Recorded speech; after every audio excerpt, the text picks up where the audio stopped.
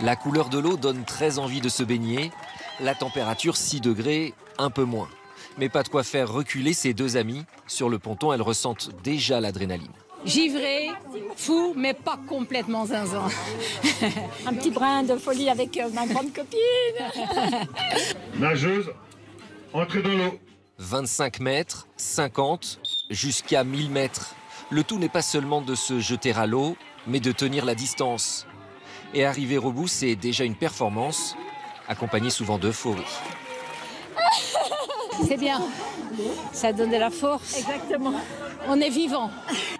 La nage en eau froide, une manière intense de stimuler son organisme, la circulation sanguine, la sécrétion d'endorphines. Véronique Beignet, 62 ans, pratique depuis 2 ans, 2 fois par semaine. C'est puissant, c'est génial, ça fait du bien. Un remède, selon elle, à ses problèmes de santé. Ça m'a guéri tous mes maux articulaires, tout le manque de sommeil et je revis. Des sensations de bien-être qui attirent de plus en plus de pratiquants, avec des premières fois qui peuvent s'avérer éprouvantes. J'ai le cœur qui va à fond. Dès qu'on rentre dans l'eau, on est saisi d'un coup d'un seul. Faut réussir à se calmer en allant vite, ce qui est assez dur.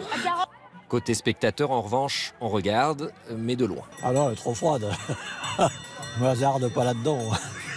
D'autant que la nage en eau froide n'est pas sans risque. Il y a bien sûr l'hypothermie, mais pas seulement. Du point de vue du cardiovasculaire, c'est quand même un peu dur parfois, donc c'est bien effectivement de se préparer. C'est pas anodin, il ne faut pas se dire voilà, oh, je vais faire quelque chose de super, je vais nager. Non, non, il faut se préparer.